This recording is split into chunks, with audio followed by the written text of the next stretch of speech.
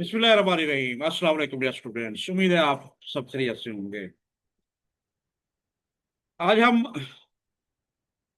पॉम a bird came down the walk उसका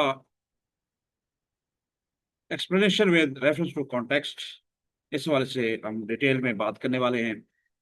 जो माजी में एग्जाम हुए, प्रैक्टिस हुई, तो उसके लिए एक मखसूस क्वेश्चन होता था इसके लिए हवाले से कि reference to the context explain करना होता है। तो अभी नया, क्योंकि ये नई बुक है पीसीटीबी 2025-26 की, तो इस हवाले से नया एग्जाम पैटर्न क्या आता है। लेकिन ये वैसे मैंडेटरी क्वेश्चन होता है, इससे फॉर्म को समझने में भी आसानी होती है।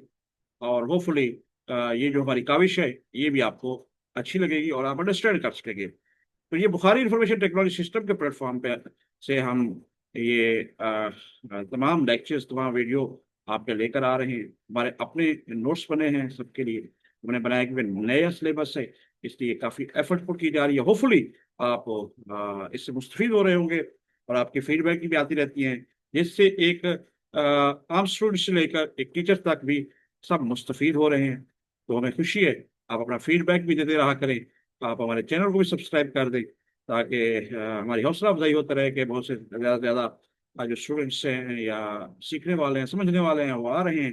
तो इसी तरह आप बेल आइकन दबा दें, ताकि आपको जो ही ये वीडियो अपलोड हो यूट्यूब चैनल पे, तो आपको नोटिफिकेशन मिल जाए। लाइक कर दें, शेयर कर दें, और साथ साथ अपने कमेंट्स में फीडबैक दें।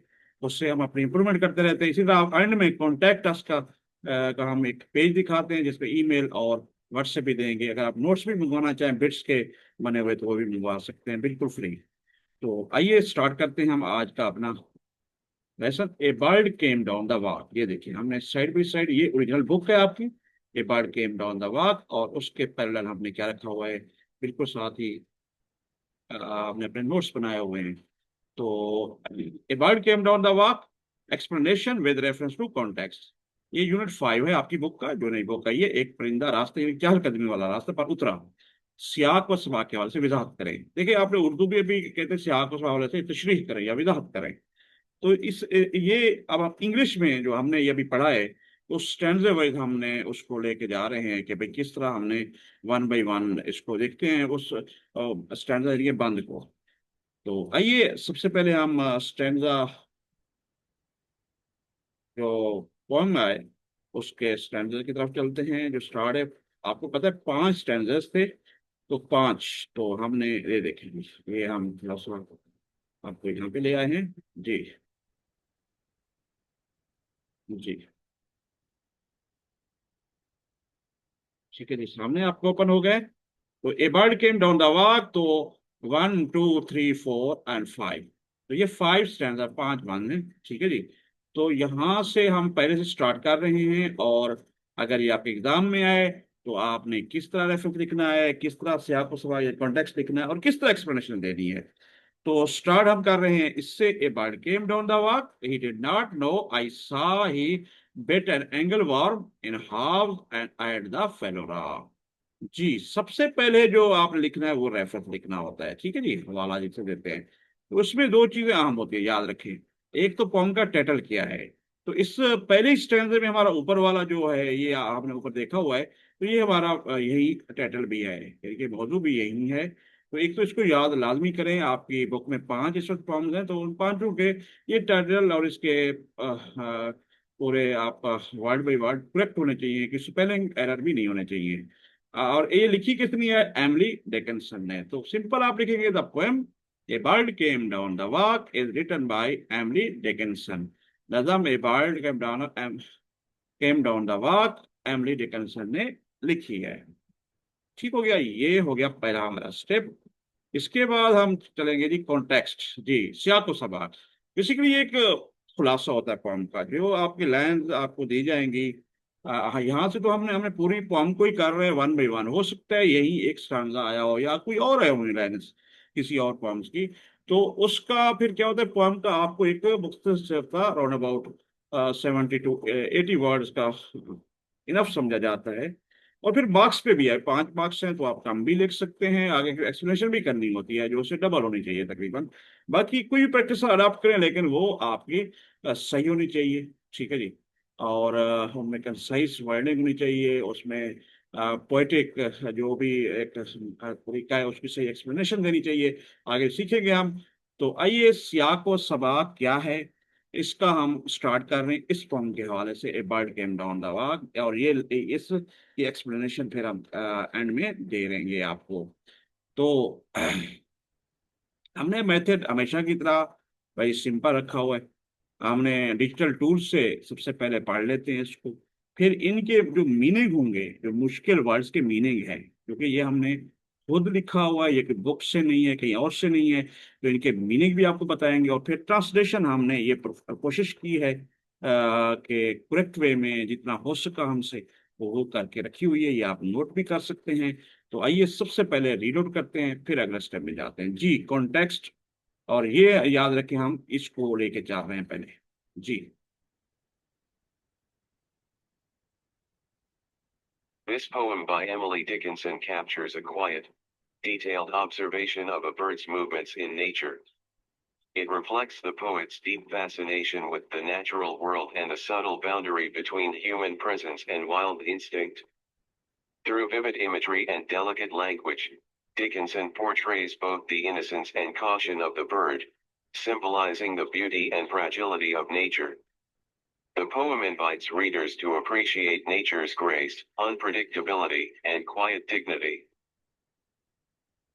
जी, यहाँ पे अगर हम देखें पोम, आपको पता है नज्म को कहते हैं, ठीक है ना। इसको कैप्चर, पेश करना, कैप्चर करना, क्वाइट खामोश को कहते हैं। डिटेल, तफसील को कहते हैं, तफसीली ऑब्जर्वेशन आपको तो मुशाहदे को कहते हैं। बर्ड्स मूवमेंट जो आपकी परिंदे की हरकत व सकनात हैं। नेचर आपको पता है, फितरत, कुदरत कहते हैं। रिफ्लेक्स का मानी होगा, क्या होगा कि अक्कासी करना, या अक्कासी करने के मीनिंग हम ले सकते हैं। डीप फैसिनेशन क्या होगा, गहरी आपकी कशिश जो होती है। नेचुरल वर्ल्ड, दुनिया, यानी कि नेचर, कुदरती जो दुनिया है। सटल बाउंड्री, लतीफ नाजुक बाउंड्री, एक सरहद कह सकते हैं। और वाइल्ड इंस्टिंक्ट क्या होता है, जबल्लत जो इंसान होती है किसी चीज में, तो वाइल्ड जंगली जबल्लत कह सकते हैं। विविड इमेजरी, बिल्कुल ओपन, खुली, साफ जिसे हम कह सकते हैं। वाज़ेह जिसे कह रहे हैं, मेरी तसव्वुराती तसव्वुर। एंड डेलिकेट लैंग्वेज क्या होगा, नाजुक आपकी जो जबान है। पोर्ट्रेज माने क्या है, आपकी अक्कासी करना, समथिंग इनोसेंट, मासूमियत को कहते हैं। काशन जो होता है वो आपको पता है कि उसके पर एहतियात के वर्डिंग में यूज होता है, काशन ऑफ द बर्ड, ठीक है ना, परिंदे का एहतियात कह सकते हैं। सिम्बलाइजिंग द ब्यूटी, खूबसूरती की, खूबसूरती की अलामत, ठीक है ना, ये खूबसूरती और फ्रेजिलिटी ऑफ द नेचर, ठीक है ना। ये है नाजुक मिजाजी, कुदरत की नाजुक मिजाजी और खूबसूरती की अलामत। द पोएम इनवाइट्स, मैंने दावत देती है रीडर्स, कारी जो पढ़ने वाले होते हैं, अप्रिशिएट में पसंद करना। नेचर्स ग्रेस जो होती है कुदरत का हुस्न, ये एपोस्ट्रोफी यहाँ पे यूटिलाइज हो रही है, याद रखें। अनप्रिडिक्टिवली, गैर यकीनी योपान होता है। एंड क्वाइट, खामोश, डिग्निटी, वकार। तो आइए इसका ट्रांसलेशन भी पढ़ लेते हैं। एमिली डिकिंसन की ये नज्म फितरत में परिंदों की हरकत व सकनात का एक पुरसकून और तफसीली मुशाहदा पेश करती है। इस शायर की कुदरती दुनिया के साथ गहरी कशिश और इंसानी मौजूदगी और जंगली जबल्लत के दरमियान लतीफ सरात की अक्कासी करता है। वाज़ेह तस्वुरात और नाजुक जबान के जरिए डिकिंसन परिंदे की मासूमियत, एहतियात दोनों की अक्कासी करता है, जो फितरत की खूबसूरती और नाजुक मिजाजी की अलामत है। ये नज़म कारीन को कुदरत के हुस्न, गैर यकीनी और खामोश वकार की तारीफ करने की दावत देती है। तो हमने रेफरेंस लिख लिया, कॉन्टेक्स्ट भी आपने लिख लिया है। तो अब हम जाएंगे जी एक्सप्लेनेशन की तरफ, जो कि वजाहत है या तशरीह कहें आप। तो स्टैंजा 1 की हम एक्सप्लेनेशन है, और उसकी फिर उसी तरह हमने वो रखी हुई है, अपनी ये नीचे देखिए ट्रांसलेशन की हुई है। तो याद रखें, एक्सप्लेनेशन के लिए हमने क्या कहा था कि हमने सबसे पहले तो इसकी पैराफ्रेजिंग, दोबारा इसकी जो मीनिंग अपने अंदाज में लिखते हैं समझाने के लिए, क्योंकि पोएट्री की अपनी लैंग्वेज है, उसको सादा अल्फाज में हमने लिखना होता है। तो इसको हमने सिंपल अल्फाज में लिखना होता है। तो उसको हमने उसको सिंपल करके लिखते हैं। तो एक तो ये है नंबर वन बात कि आपने एक्सप्लेनेशन किस तरह देनी है। उसकी मकसद है एक्सप्लेन करने के लिए पैराफ्रेजिंग, पहले समझाना है अपने वर्ड्स में, पैराफ्रेज करना है। लेकिन उसमें एक और कुछ और चीजें भी है कि इसकी राइमिंग स्कीम होती है कि हम काफी अल्फाज कहाँ कहाँ ये आ रहे हैं, रिदम कौन सा है, टोन क्या है, मूड क्या है। और फिर आपकी लिटरेरी या उसको पोएटिक डिवाइसेस जो होती हैं, जैसे पर्सोनिफिकेशन है, इमेजरी है, आपकी सिमिली है, वगैरह वगैरह, कि इसका यूटिलाइज क्या हो रहा है। तो इनके बारे में अगर आपको जानकारी मौजूद है तो आप आराम से इनमें इस्तेमाल एक्सप्लेनेशन में कर सकते हैं। फिर अगर कोई कोट्स वेल नोन मौजूद हैं तो वो भी आप डाल सकते हैं। और आखिर में आप थोड़ा सा एक दो सेंटेंस में सम अप कर दें उस स्टैंजे को क्या कहा जा रहा है।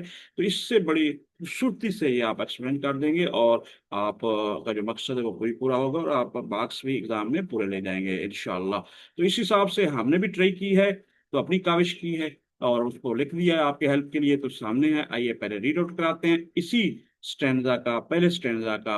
ये हम एक्सप्लेनेशन जो है, तशरीह है, वजाहत है, वो हम लिख रहे हैं। आइए स्टार्ट करते हैं, और नीचे फिर आप देखते जाएं उसका हमारा उर्दू तर्जमा भी हुआ हुआ है। जी स्टार्ट करें।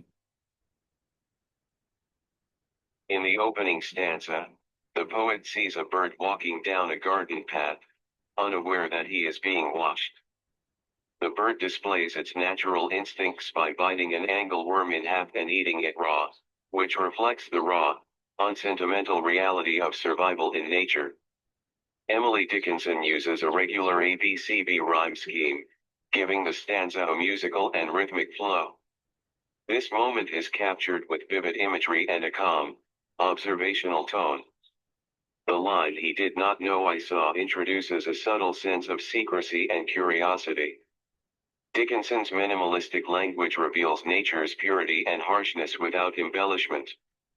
As Lao Tzu aptly said, nature is not human-hearted, which resonates with this honest portrayal of animal instinct. This stanza highlights the raw and instinctive behavior of the bird in nature, unaware of human observation. जी, human observation. आइए हम इनके difficult जो meaning है, जो हमने ये लिखी एक्सप्लेनेशन, उसको भी देख लेते हैं। तो यहाँ पे आते हैं जी। अनअवेयर माना लाइल बेखबर होता है। डिस्प्ले माना दिखना, दिखाना या शो करना। अक्कासी करना नेचर, कुदरती इंस्टिंक्ट्स जो जबिलत होती है फितरती। बाइटिंग, काटना। एंगल वन के चूहे कहते हैं, कीड़े को कहते हैं। राग कच्चा जो हो, ना पुख्ता हो। रिफ्लेक्स, अक्कासी करना। अनसेंटिमेंटल, सेंटिमेंटल जज्बाती, गैर जज्बाती, जिसमें जज्बाती कम और रियलिटी हकीकत।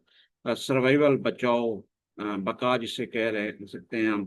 और इसी तरह रिदमिक, आपको तालमेल है, समथिंग स्टैंडा बंद कहते हैं। और कैप्चर्ड, कैप्चर में कैप्चर करना, उसके विविड इमेजरी, जैसे इजहार करना भी कह सकते हैं। विविड माने वाजे तस्वुर, तस्वुराती काम, खामोशी, ऑब्जर्वेशनल, मुशाहदाती, टोन, लहजा जो हम टोन अख्तियार की जाती है। ठीक है जी। सटल सेंस क्या कहते हैं आप, सिक्रेसी, सटल लतीफ, बारीक बीनी वाला जो एहसास है। सिक्रेसी, राज दान, क्यूरियोसिटी, आप तजस्सुस। और इसी तरह मिनिमलिस्टिक, मिनिमलिस्टिक्स होती है कम से कम कोई ऐसी जबान जो शॉर्ट लफ्जों में लिखी जाए, लैंग्वेज होती है, रिवील इजहार करती है। प्योरिटी, कुदरत की यानी कि प्योर चीज होना, यानी कि प्योरिटी होना, खालिस्तान होना। हर चीज में सख्ती, विदाउट एम्बेलिशमेंट। एम्बेलिशमेंट क्या होता है जी, जो हम उसको कह सकते हैं जो जीनत होती है, नमूद नुमाइश, एम्बेलिशमेंट। तो एप्टली, मुनासिब तौर पर, ये एक सेड। अच्छा, इसी तरह हार्टेड, दिल, ह्यूमन हार्टेड, इंसान का दिल। रेजोनेट्स माने गूंजना, अक्कासी करना, सब कुछ बताना। पोर्ट्रेट माने अक्कासी करना, एनेस्ट माने ईमानदारी।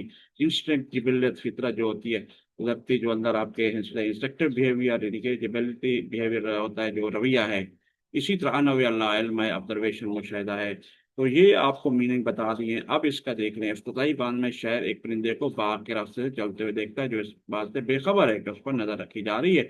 ये परिंदा अपनी कुदरती जबीरत का मुजाहरा करते हुए एक कीड़े को आधे में काट कर उसे खा जाता है, जो फितरत में जिंदा रहने की कच्ची गैर जज्बाती हकीकत की अक्कासी करता है। एमिली डिकिंसन बाकायदगी से ABC राइम स्कीम का इस्तेमाल करती हैं, जैसे वो जैसे बांध को मौसीकी और तालमेल का भाव मिलता है। इस लम्हे को रोशन तस्वुराती और पुरसकून मुशाहिदाती लहजे के साथ पेश किया गया है। वो नहीं जानता था कि मैंने देखा है कि सतर राजदारी और तजस्सुस का एक लतीफ एहसास पेश करती है। डिकन्सन की कम से कम जबान फितरत की पाकीदगी और सख्ती को जीनत के बगैर ज़ाहिर करती है, जैसे कि लाओ तजो लाओ तजो ने मुनस्सर तौर पर कहा था, फितरत इंसान के दिल वाली नहीं है जो जानवरों की जबिल्लत की इस ईमानदाराना तस्वीर से मुताबिकत रखता है। ये बंद फितरत में परिंदे के खाम और जबली रवैये पर रोशनी डालता है, जो इंसान मुशाहिदे से बेखबर रहता है। तो ये हमने जी पहला ये हमने देख लिया। इसी हिसाब से हम फिर सेकंड स्टेंजा देखेंगे, उसको पहले देख लेते हैं। ये देखें बुक के मुताबिक एंड दैट एंड लिखा हुआ है एंड देन ही ड्राइंग के ड्यू, ठीक है जी, उसने ड्यू पिया, ड्यू वगैरह जो शबनम होता है, आउस होता है, आपको पता है, और इसके बारे में हम पढ़ा चुके हैं पहले भी। लेकिन फिर इसके एक्सप्रेशन करते हैं from a convenient grass and then hop side wise to wall to let a beetle pass. Beetle भंवरे को कहते हैं, साइड वाइज पहलू को कहते हैं, कन्वीनियंट मुनासिब होता है, ड्यू शबनम है। बाकी इसके एक्सप्रेशन देख लेते हैं। इसी तरह ऊपर भी आपको पता है एंगलवार मेरा केचुआ था, रा कच्चा फैलो साथी को कहते हैं, यहाँ पे एंगलवार की तरफ इशारा है। और वाक एक चलते रास्ता जो कहते हैं चहलकदमी वाला।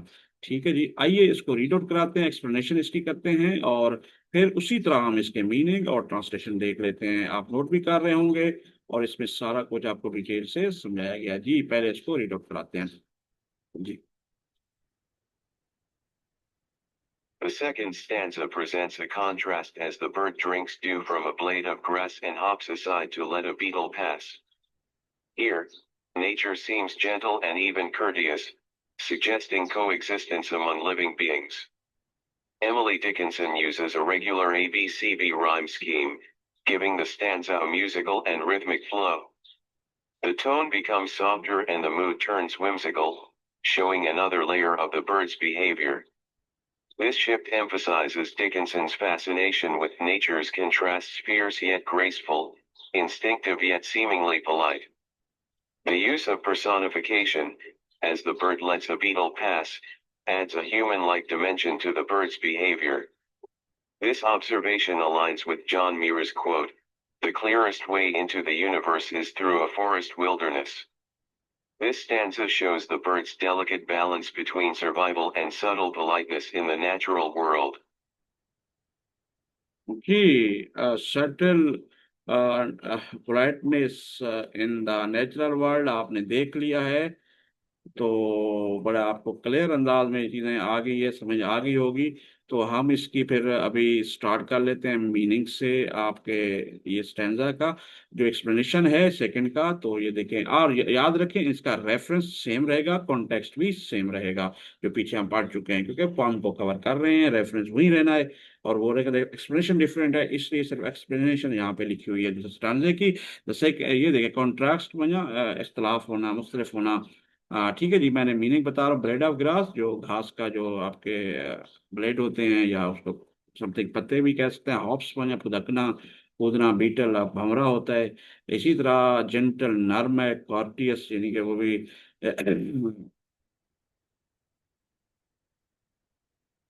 शास्त्री के लफ्ज में यूटिलाइज कर रहे होते हैं हम, ठीक है जी, कार्टियस वगैरह समथिंग।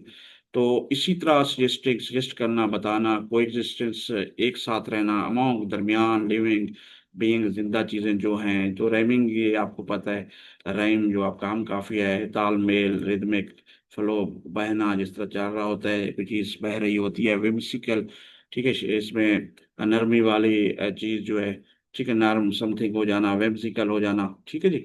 तो आपने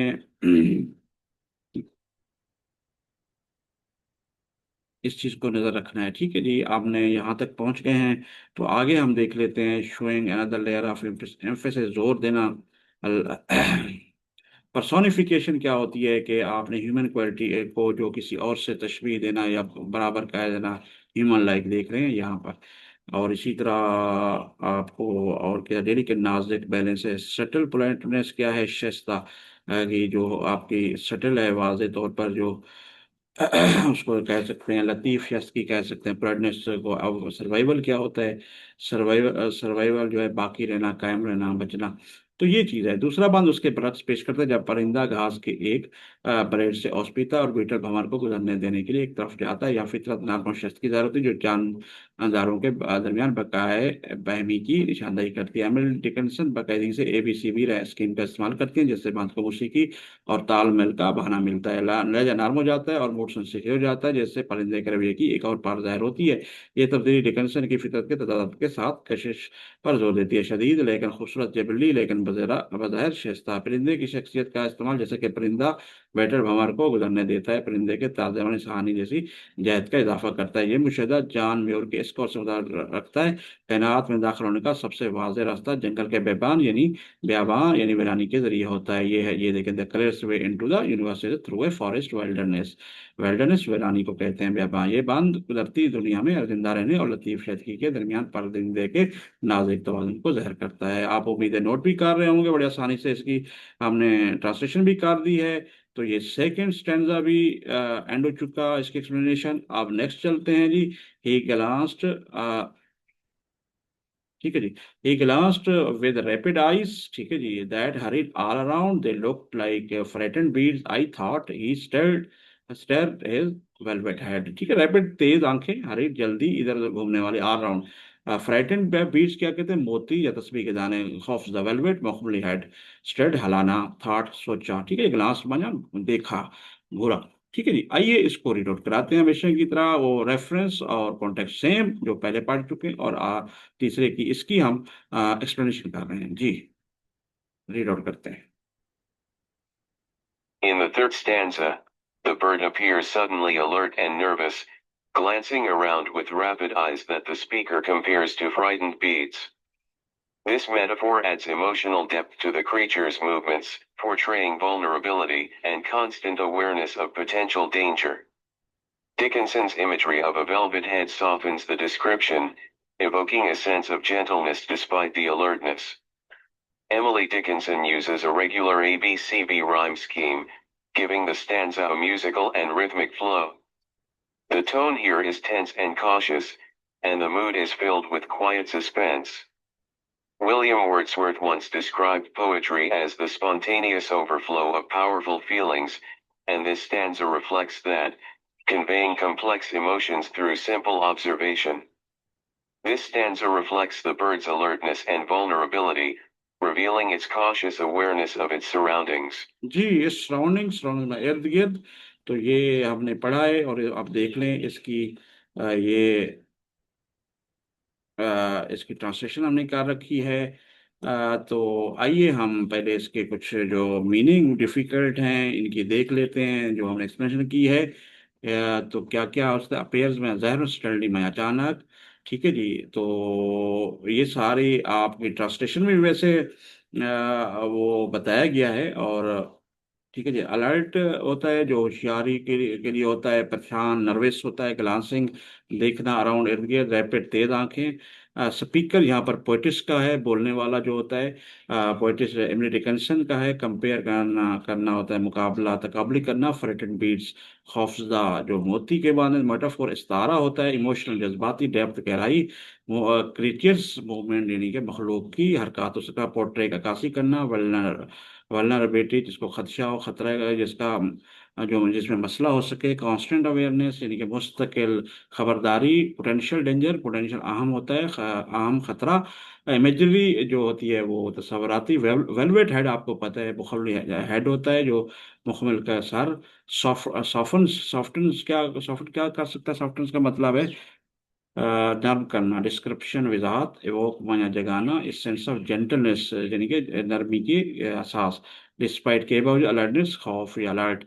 ठीक है जी, ये सारी आपको आइडिया है। द टोन लहजा हो गया, क्वाइट सस्पेंस जिसमें खामोश तजस्सुस। ठीक है जी, डिस्क्राइब वजाहत करना। स्पॉन्टेनियस ओवरफ्लो, बेसाख्ता खुद ब खुद ओवरफ्लो होना, बहना, ओवरफ्लो ज्यादा उसका किसी का बह जाना। ठीक है जी।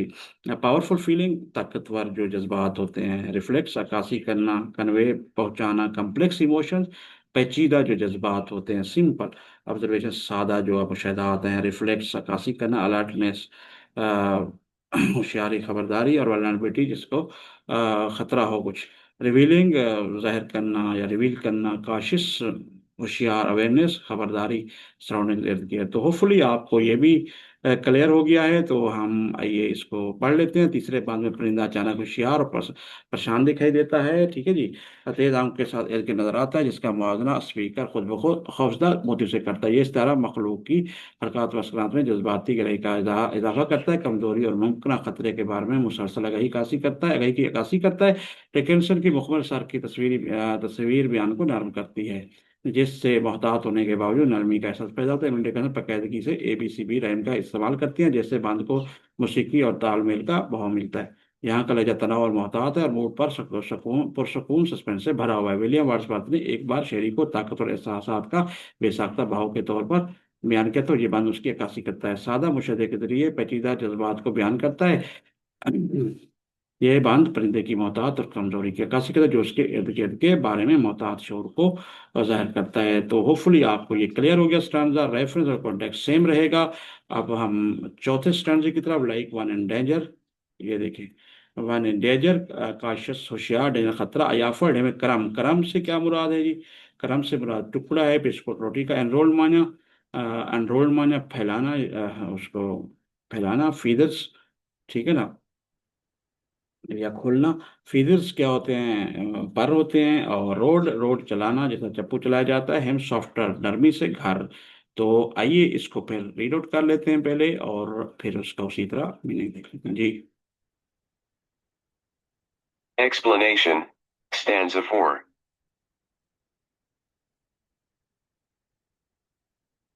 The ji fourth stanza marks a moment of attempted connection between human and bird. The speaker offers the bird a crumb, perhaps symbolizing kindness or friendship, but the bird, feeling threatened, flies away. Dickinson uses a powerful metaphor. He unrolled his feathers and rode him softer home to describe the bird's departure. This image likens the bird's flight to the quiet rowing of oars through calm waters, emphasizing its elegance and freedom. Emily Dickinson uses a regular ABCB rhyme scheme, giving the stanza a musical and rhythmic flow. The tone is tender yet slightly melancholic, and the mood becomes reflective. The bird's refusal to accept the crumb represents nature's desire for independence. As one anonymous quote fittingly states, "The moment you try to hold nature, it flies away." This stanza portrays the bird's gentle rejection of human interaction, choosing the safety of flight. जी, यहाँ से आप meaning देख लेते हैं। आपने पढ़ लिया, attempted कोशिश की, कनेक्शन राबता, ठीक है जी। स्पीकर वही पोइटिस हैं। इमली का ऑफर पेश करना, कराम टुकड़ा, आपको पता है सिम्बलाइजिंग अलामत ना, काइंडनेस शफकत, फ्रेंडशिप दोस्ती, थ्रेटन खौफजदा, फ्लाई द वे उड़ गए, उड़ गया, मेटाफोर इस्तारा होता है, पावरफुल ताकत, अनरोल्ड यानी ये खोले, ओपन किए, फीदर पर को कहते हैं, सॉफ्टवेयर जैसे नर्व, डिस्क्राइब बताना, विजात करना, बर्ड्स डिपार्चर यानी कि परिंदे की रवानगी। इमेज आपको पता है तस्वीर होती है, लाइकन पसंद करता है, वाइट रोइंग ऑफ ओर्स यानी कि चप्पू के चलाने की, खामोश चलाना, थ्रू काम वाटर, काम खामोश पानी, एम्फासिस जोर देना, एलिगेंस माना, आपको पता है खूबसूरती से इसको तशबीह दी है, खूबसूरती का लफ्ज है, हुस्न से तशबीह वो है। और इसी तरह ये रेमिक्स स्कीम ये दोहराए जा रहे होते हैं। ये इनके वर्डिंग पहले भी हम पढ़ चुके हैं, मीनिंग वगैरह। स्लेटली, मेला मेलनकोलिक, मेलनकोलिक कहते हैं उदासी को, हल्की, स्लेटी में हल्की का मतलब है। रिफ्लेक्टिव मूड, रिफ्लेक्टिव मन अक्कासी करने वाला, रिफ्यूजर इनकारी, और रिप्रेजेंट इजहार करना, इंडिपेंडेंस आज़ादी, एनोनिमस नामालूम, फिटिंगली मुकम्मल फिट होना, दुरुस्त होना, स्टेट्स बताता है, फ्लाइज उड़ जाना, होल्ड नेचर, होल्ड मतलब बरकरार रखना, पोर्ट्रेज अक्कासी करना, जेंटल नर्म, रिजेक्शन रद्द करना, इंटरेक्शन आपस में तालमेल, राब्ता, चोजन चुनना, सेफ्टी ऑफ फ्लाइट, फ्लाइट यानी कि जहाँ उड़ान की हिफाजत। तो इसका हम ट्रांसलेशन देख लेते हैं। उर्दू में हमने रखा हुआ है, लिख रखा है, चौथा वाला इंसान और परिंदों के दरमियान राब्ते की एक कोशिश के एक लम्हे की निशानदेही करता है। स्पीकर परिंदे को टुकड़ा पेश करता है, जो शायद मेहरबानी या दोस्ती के लम्हात है, लेकिन परिंदा खतरा महसूस करते उड़ जाता है। डिकन्सन ने परिंदे की रवानी को बयान करने के लिए एक ताकतवर इस तरह इस्तेमाल किया है। इसने अपने पंख खोला, उसे नरमी से उड़ाकर घर ले गए। इस तस्वीर में परिंदे की प्रवास का मुआवजा पुरसकून पानी के जरिए चप्पू की पुरसकून यानी कि कश्तरान से किया गया, जिसमें उसकी खूबसूरती और आज़ादी पर जोर दिया गया है। एमिली डिकिंसन बाकायदगी से ABC राइम का इस्तेमाल करती हैं, जिससे बांध को मौसीकी और तालमेल का भाव मिलता है। लहजा नरम ने कदर उदास और मूड अक्कासी करता है। परिंदे का टुकड़ा कबूल करने से इनकार फितरत की आज़ादी की ख्वाहिश की नुमाइंदगी करता है, जैसे कि गुमनाम इक़्तिबास में कहा गया है। जैसी आप फितरत को पकड़ने की कोशिश कर उड़ जाती है, ये बांध परिंदे की जान से इंसानी तामुल यानी कि इंटरेक्शन को नरमी से मुस्तरद करने और परवाज की हिफाजत का इंतखाब करने की अक्कासी करता है। तो होपफुली आपको क्लियर हो गया है। Let's move towards our fifth and last जो आपका स्टैंजा है।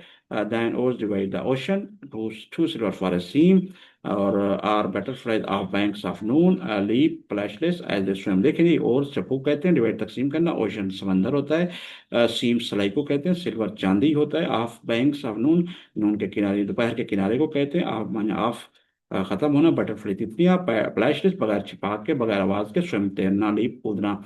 तो आप याद रखें, इसका हम कह रहे हैं ये ABC राइमिंग है। तो कैसे है देखें जी, वॉक इसको ए बोलेंगे, और सा है बी, और ए सी डिफरेंट है हाफ्स, और फिर ये आ रहा है ये सा के साथ रा, ये हम काफी है, इसलिए इसको ABCB राइमिंग कह रहे हैं। इसी तरह यहाँ पे देखें, ड्यू ग्रास वाल पास, ग्रास और पास जो है ये इसको ABCB कह रहे हैं। इसीलिए ये भी देखें, आईज अराउंड, और आखिर में आई थॉट है, वेलवेट हेड आ गया, अराउंड हेड। तो इसमें देखिए ये आखिरी जो है ना लेटर, ये आपका रेम कर रहा है, तो वर्ड में रेमिंग आ रही है, तो इसको भी हम ABCB कहेंगे। इसलिए क्रम है और होम है, तो ये भी ABCB। इसलिए सीम है, स्विम है, आखिर में MR है, तो ये ABCB है, तो इसलिए ये ABCB रेमिंग कहते हैं। तो आपको इसका पहले भी कॉन्सेप्ट क्लियर है, तो अभी बता रहा हूँ। आइए हम इसकी ट्रांसलेशन, रेफरेंस और कॉन्टेक्स्ट सबका सेम रहेगा, लेकिन एक्सप्लेनेशन डिफरेंट है। तो आइए आखिरी स्टैंडर्ड 5 के हम स्टार्ट करते हैं जी, reading. The final stanza continues the metaphor of the bird's flight, comparing it to oars dividing the ocean or butterflies leaping through the air flashless. Dickinson's use of soft, flowing imagery like two silver for a seam and banks of noon creates a dreamlike picture of nature's silent elegance. The bird's flight becomes a symbol of ungraspable beauty. The rhyme and rhythm remain steady, ABCB, reinforcing the lyrical and fluid nature of the poem. The tone here is serene and admiring, ending the poem on a note of awe and reverence for the natural world. John Keats' famous quote, "The poetry of earth is never dead," captures the essence of Dickinson's closing lines, a tribute to nature's enduring, silent, and sublime poetry. This stanza beautifully compares the bird's graceful flight to silent, seamless movements in nature, emphasizing its elegance and freedom. जी, तो final stanza जो है कंटी है, यहाँ पे हम meaning देख लेते हैं इसके। कंटिन्यू जारी, मेटाफोर इस्तारा को कहते हैं, बर्ड फ्लाइट परिंदे की परवाज, कंपेयर में हम कवर, और में चप्पू होता है, डिवाइड तकसीम करना, ओशन समंदर, बटरफ्लाई तितलियां, लीपिंग कूदना, थ्रू द एयर ये प्रपोजिशन है, हवा में से, फ्लैशलेस बगैर छपा के बगैर आवाज के, सॉफ्ट नर्व फॉलोइंग इमेजरी यानी कि बहती हुई जो तस्वराती होती है, टू सिल्वर फॉर ए सीम जैसे राजा के लिए बहुत ज्यादा चांदी, बैंक्स ऑफ नून यानी कि दोपहर का किनारा, ड्रीम लाइक ख्वाब की तरह तस्वीर, नेचर्स साइलेंट एलिगेंस यानी कि नेचर्स, यहाँ एपोस्ट्रॉफी यूज हुई है, कुदरत की यानी खामोश यानी कि खूबसूरती, सिंबल अलामत, अनग्रासेबल क्या कहेंगे जी इसको, नाकाबिल तस्खीर, ब्यूटी खूबसूरती, राइम और रिदम यानी कि आपका जो राइमिंग है, हम काफ़ी अल्फाज हैं, और फिर इसी तरह राइमिंग होती है वो, और रिदम आपका तालमेल है। तो ये देखिए, री इन्फोर्स ताकत पकड़ना, लहरी का जैसे गीत की आवाज़ में फ्लोएड फ्लोएड यानी कि खूबसूरती की, तालमेल होना, कुदरती भाव होना उसका सही तरह, द टोन सेरीन पुरसकून, एडमायरिंग तारीफ करना, समथिंग रेवरेंस एहतराम, नोट ऑफ यानी कि हैरत या खौफ का नोट करना या मुशाहिदा करना। तो जॉन की फेमस मशहूर कोट क्या था, कोट की आवाज से, नेवर डेड डेड में कैप्चर बना, कैप्चर करना या उसको खींचना, कैप्चर कर लेना या उसको अक्कासी करना, क्लोजिंग लाइन आखिरी लाइन है, ट्रिब्यूट टू नेचर्स इंडोरिंग, ये इंडोरिंग इंडोरिंग का मतलब होता है पैदारी, ट्रिब्यूट पेश करना किसी को, ठीक है जी।